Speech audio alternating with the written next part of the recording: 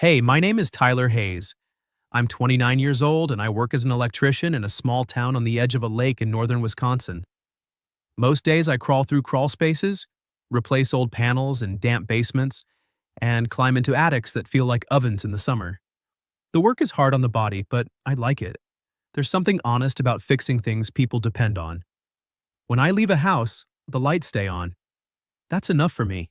I don't have a fancy life. I drive an old pickup with too many miles on it, live in a small rental above a garage, and spend most evenings with a beer on the porch watching the lake change colors. I'm not lonely exactly. I just got used to my own company a long time ago. The one constant in my life for the last 17 years has been Stella Bennett. We've been best friends since we were 12. She saw me through the worst version of myself. Braces, bad haircuts, the year I thought cargo shorts were a personality. I was there when she cried over her first breakup, when her grandpa got sick, when she moved out of her parents' house, and when she finally left Brandon. Brandon. Even now, saying his name in my head feels like biting into something sour. He wasn't the kind of guy you could hate out loud. Polite, successful, always knew what to say. But he had a way of making Stella doubt herself. If she got upset, he told her she was too sensitive. If she got quiet, he said she was punishing him. After they broke up, she didn't talk about it much. But I knew it hurt her deeper than she let on. 3 days before her dad's 60th birthday, Stella showed up at my door without warning. She had 2 boxes of takeout Chinese and 2 cans of soda in her hands. The look on her face told me I wasn't allowed to say no to whatever came next. I opened the door and she walked straight in, setting the food on my tiny kitchen table like she owned the place. "Tyler," she said, not even waiting for me to sit down, "I need you to be my boyfriend this weekend." I nearly choked on the water I was drinking. I stared at her, trying to process the words. "Can you repeat that in a less terrifying way?" Stella dropped onto my couch, pulling one of the takeout boxes toward herself. She tried to act casual, but I saw the way her fingers tightened around the chopsticks. "It's my dad's 60th birthday weekend at the lake house. The whole family's coming. My parents, Tyler, aunts, uncles, cousins. It was supposed to be a normal family thing. Cake, old photos, dad pretending he doesn't like us singing happy birthday when we all know he loves it." I sat down across from her, still not hearing the part where I need to be your boyfriend. She took a deep breath, her eyes darkening. "Brandon's going to be there." The room went quiet. She continued quickly, like ripping off a bandage. "Tyler invited him. They still do some small investment projects together. Even after we broke up, Brandon still gets invited to family stuff like nothing happened. I can't do a whole weekend of everyone looking at me with pity. I don't want Aunt Carol asking if I'm eating okay. I don't want Mom watching me like I'm about to break. And I really don't want Brandon standing there, all calm and reasonable, waiting for me to admit I made a mistake leaving him." I understood then. She didn't need a fake boyfriend to show off. She needed a shield. Someone to stand between her and the past. Someone who made it impossible for Brandon to get too close. Someone who made her family stop treating her like a wound that hadn't healed. I asked the obvious question, even though I already knew my answer. "Why me?" Stella looked at me, no teasing this time. "Because you're the only person I can spend an entire weekend with without having to explain every little feeling. Because my family already knows you. Because Dad likes you. And because you make me feel safe." That last part hit me harder than I expected. I'm just an electrician. I fix broken wires and blown fuses. But the way Stella looked at me in that moment, it felt like she thought I could keep her from falling apart. I gave her a small smile, trying to hide the strange feeling in my chest. "So the plan is I show up, hold your hand, call your dad, sir, and try not to blow up dinner?" Stella let out a relieved breath, realizing I was saying yes. She explained the details quickly. One weekend. Act natural enough that no one asks too many questions. After Sunday, everything goes back to normal. I nodded. One weekend. But when I said it, neither of us looked at each other for too long. Because between Stella and me, there had always been moments like this. Moments where the joke stopped being funny. Where a look lasted a second too long. Where we stood a little closer than friends should. And then one of us would laugh, change the subject, and we'd stay safe again. I told myself this weekend would be the same. I was wrong. Friday afternoon, we drove up to the lake house through heavy snow. The roads were slippery, wind howling against the truck windows. When we arrived, the main house was already full of family, so Stella's mom arranged for us to stay at a small guest house nearby. The woman at the front desk smiled brightly as she checked the computer. We only have one room left, the honeymoon suite. I froze, one glove halfway off. Stella immediately slipped her arm through mine and squeezed, a clear warning. She turned to the woman with a perfectly calm smile. Perfect, we'll take it. I leaned toward her and whispered, Stella. She kept smiling, but her eyes flicked to me quickly. Don't ruin this. I handed over my card. When we opened the door to the room, I knew the universe had a cruel sense of humor. There was a heart-shaped wreath on the door. Inside, a stone fireplace, huge windows overlooking the frozen lake, and one very large bed with thick blankets. No couch, no second bed. Just one very obvious honeymoon bed. I stood in the doorway, staring at it. This room is plotting against us. Stella pulled off her beanie, letting her hair fall around her face. She tried not to laugh. Relax, Tyler. We've survived worse than one bed. I looked at her. Name one. Stella answered instantly, dead serious. Your 7th grade band concert. I pretended to be offended. I had a trumpet and a dream. You had 3 notes and way too much confidence.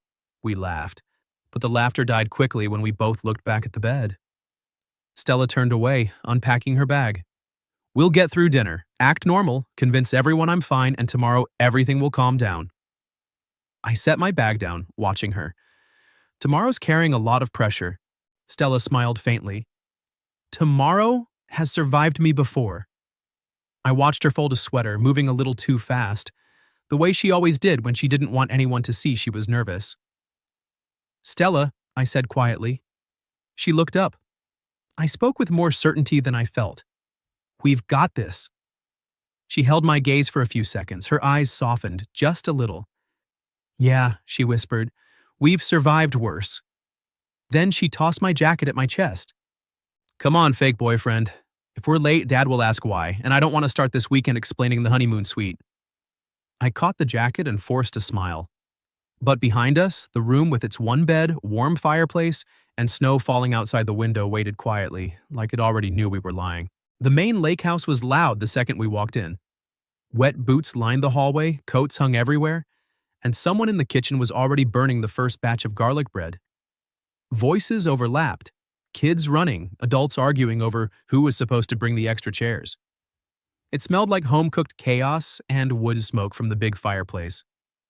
Stella slipped her hand into mine as we stepped through the door. The gesture was supposed to be part of the act, but her fingers were cold. I squeezed them once, trying to tell her without words that I was right there with her. Her mom, Linda, came out of the kitchen with a dish towel over her shoulder. Tyler, thank God you made it. Tell me Stella didn't drive too fast in that snow. I shrugged off my coat and smiled. I could tell you, but she wouldn't listen anyway. Stella leaned into my side, playing the part perfectly. See, he gets me.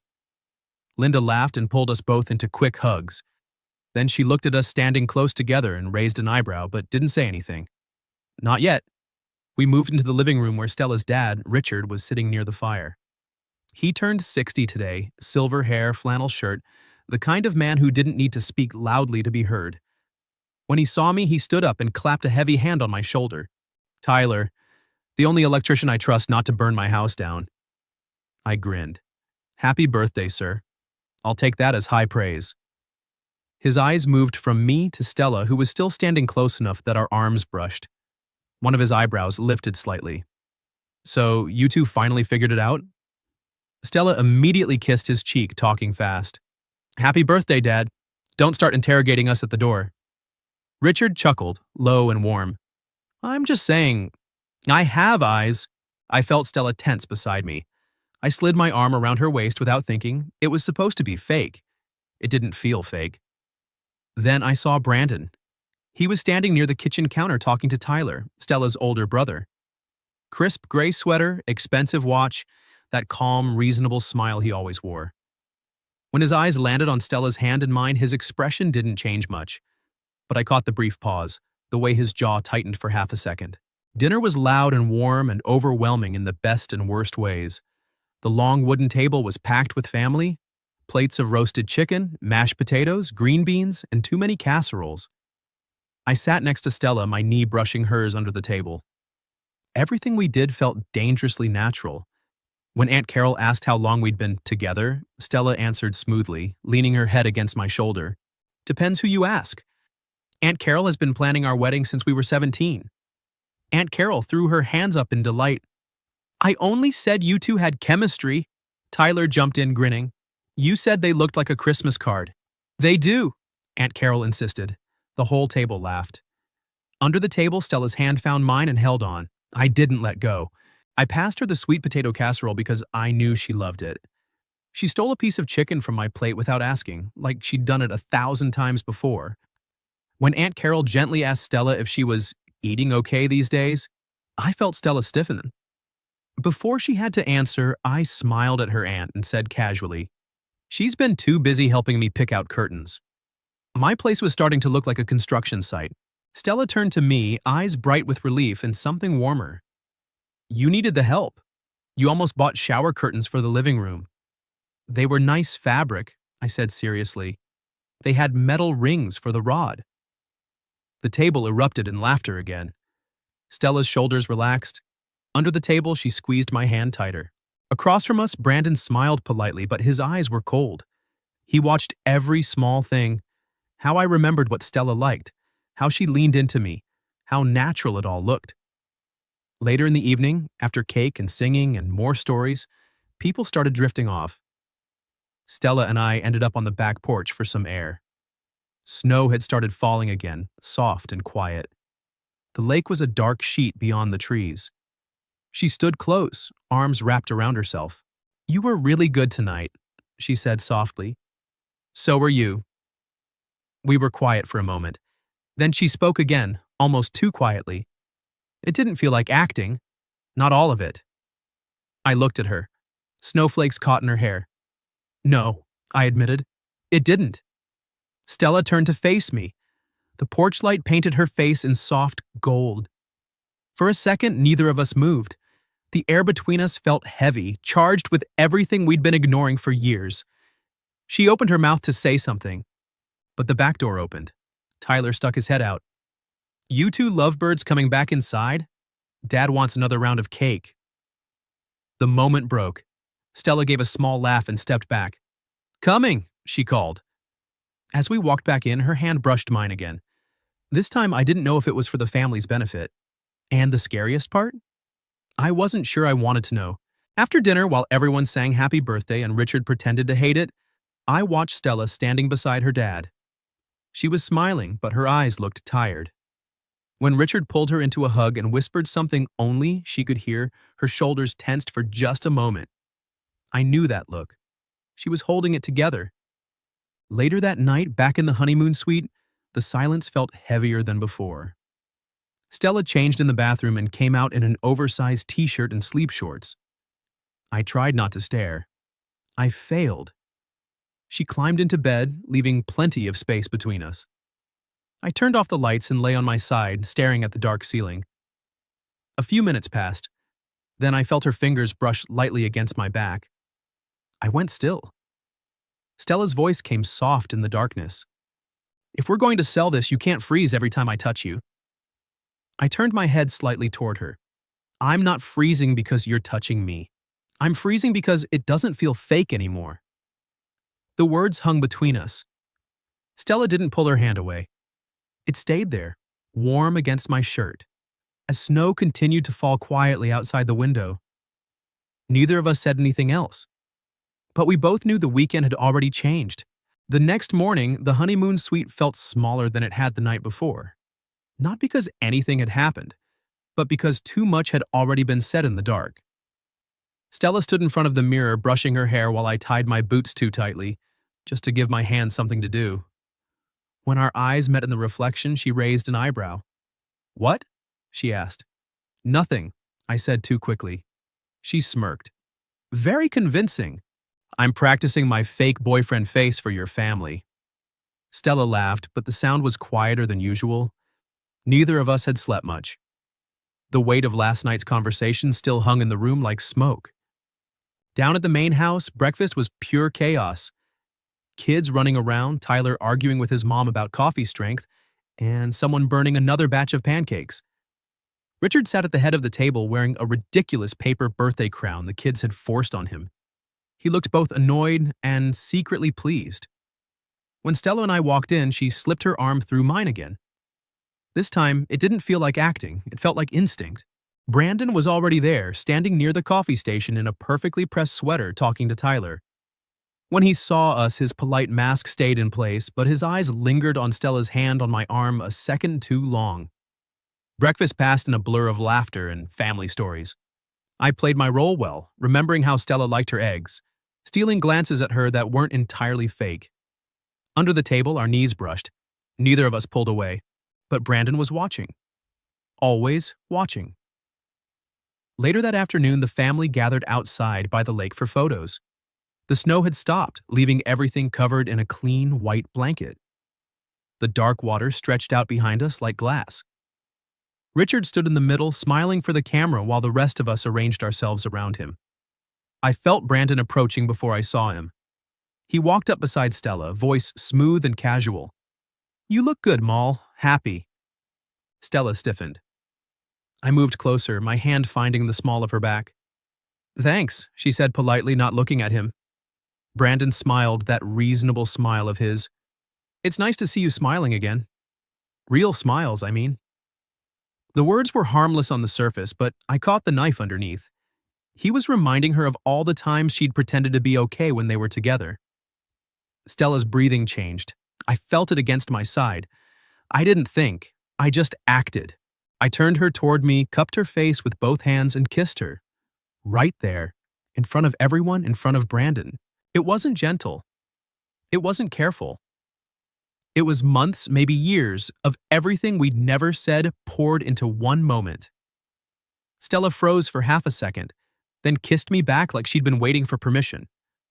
Her hands gripped my jacket, pulling me closer. The cold air disappeared. The sound of the family faded. There was only her mouth on mine, warm and real and desperate. When we finally broke apart, our breaths clouded between us in the cold. The entire family had gone silent. Tyler whistled. "About damn time!" Aunt Carol clapped. Richard let out a deep chuckle and shook his head like he'd known all along. Brandon stood frozen near the edge of the group. His face stayed calm, but his eyes were dark. He turned and walked back toward the house without another word. Stella pressed her forehead against my chest for a moment, hiding her face. I wrapped my arms around her, one hand resting on the back of her head. For the first time all weekend, I wasn't pretending. After the photos, Stella pulled me away from the group, down toward the old boathouse by the water. The small wooden building smelled like damp rope and lake water. A canoe hung on the wall. She closed the door behind us, shutting out the noise of her family. She turned to face me, breathing fast. "That wasn't fake," she said. "No," I replied. "It wasn't." Stella looked at me, her eyes searching. "You kissed me because I said I might need you to?" "You didn't say it yet." "You knew what I meant." I stepped closer. "I kissed you because I couldn't stand watching you force that smile anymore. Because I hate the way he talks to you. But mostly because I've wanted to kiss you for longer than I'm ready to admit." The words hung between us. Stella's eyes softened, but there was fear there too. "I chose you for this weekend because you make me feel safe," she whispered. "Not just because of Brandon. Because with you, I don't have to pretend I'm okay when I'm not." I reached out and brushed a strand of hair from her face. "Stella, this stopped feeling fake a long time ago for me." She closed her eyes for a second, then opened them again. "I know," she said softly. "That's what scares me." We stood there in the dim boathouse, the cold lake wind whispering against the walls. No more jokes. No more hiding behind years of friendship. The line had been crossed, and neither of us wanted to go back. The rest of the afternoon passed in a warm blur. After the kiss by the lake, everything felt different. The family treated us like we were finally official, teasing us gently instead of watching with careful pity. Tyler kept making jokes about how long it took us to figure it out. Aunt Carol cried, happy tears twice.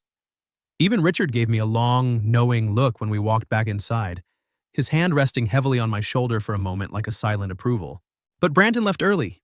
He made some excuse about work and drove away before dinner. I didn't feel triumphant. I just felt relieved that Stella wouldn't have to spend the rest of the night pretending she was okay. Dinner that evening was quieter than the night before. The big table was still full, but the energy had softened. Plates of leftover roast, warm bread, and too much pie. The fireplace crackled in the corner, throwing golden light across the room. Stella sat beside me, her knee pressed against mine under the table. This time, neither of us pulled away. After dessert, Richard stood up slowly, holding a glass of sparkling cider. The room grew quiet.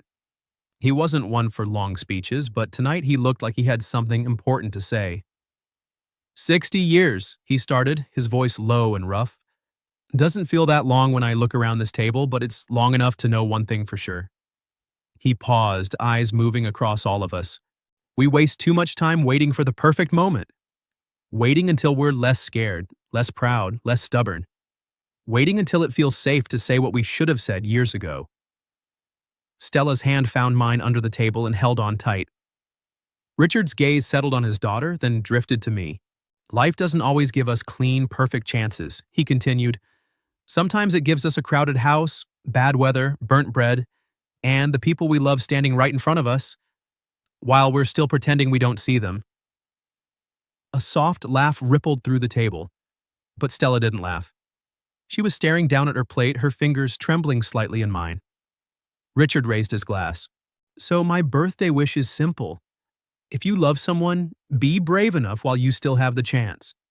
Don't make the rest of us watch you waste another 10 years pretending.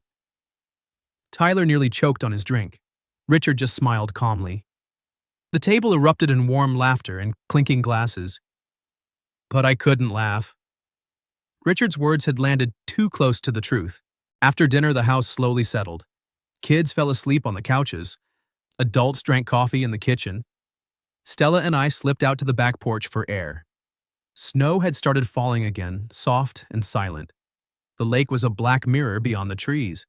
A single porch light cast a warm glow over the wooden steps. We sat on the old bench, shoulders touching. The cold air felt good after the crowded house. Stella spoke first, her voice barely above a whisper. Dad's speech tonight? Yeah, I said. He wasn't being subtle. She let out a shaky breath. I've been pretending for so long, Tyler. Pretending I was fine after Brandon. Pretending I didn't need anyone.